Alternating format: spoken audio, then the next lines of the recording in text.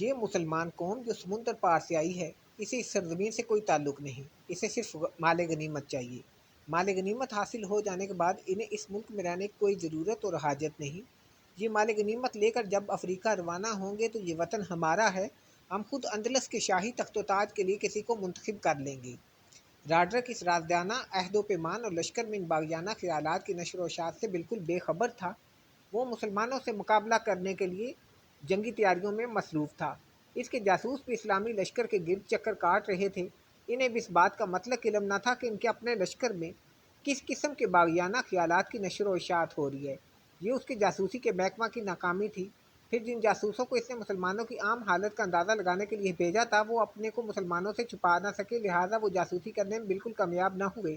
لیکن یہ ان کی خوش بختی تھی کہ وہ وہاں سے بھاگ نکلنے میں کامیاب ہو گئے۔ ان جاسوسوں نے واپسی پہ اپنے جو تاثرات راڈرک سے بیان کیے وہ اس کے لیے حوصلہ شکن ثابت ہوئے۔ مورخین نے لکھا ہے کہ انہوں نے راڈرک سے کہا، بادشاہ، دو ہی صورتیں ہیں جو اس طلسمی صندوق میں دکھائی گئی تھی، ان سے مقابلہ آسان کام نہیں۔ یہ وہ لوگ ہیں جو یا تو اپنی موت کے خواہاں ہیں یا اس سرزمین کے جو آپ کے قدموں کے نیچے ہے۔ انہوں نے واپس اپنے وطن جانے کے خیال کو سرے سے ہی مٹانے کے لیے اپنے جہازوں کو بھی جلا کر راکھ کر دیا ہے، اور وہ پوری ثابت قدمی کے ساتھ آپ کے مقابل صف آرا ہو گئے ہیں۔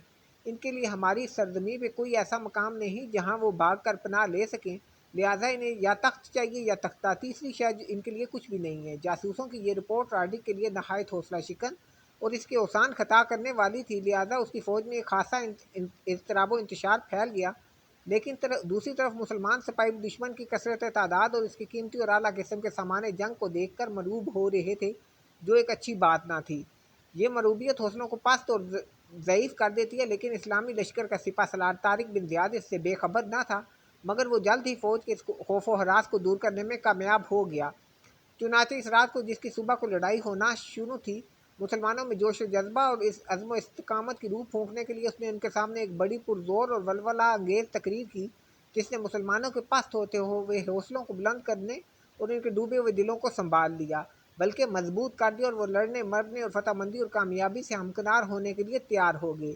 تاریخ کی یہ تقریر مختلف تاریخوں میں تھوڑے تھوڑے اختلاف کے ساتھ مذکور ہے۔ ہم نے ان تاریخوں میں سے کچھ فقرات نقل کیے ہیں، اور طارق بن زیاد نے حمد و ثنا کے بعد کہا، مسلمانوں، یہ بات اچھی طرح ذہن نشین کر لو کہ اب تمہارے بھاگنے کی کوئی جگہ نہیں ہے۔ سمندر تمہارے پیچھے اور دشمن تمہارے سامنے۔ باخدا اب سوائے عزم و ہمت، جرأت و بہادری اور پامردی اور استقلال کے تمہارے لیے کوئی چارہ نہیں ہے۔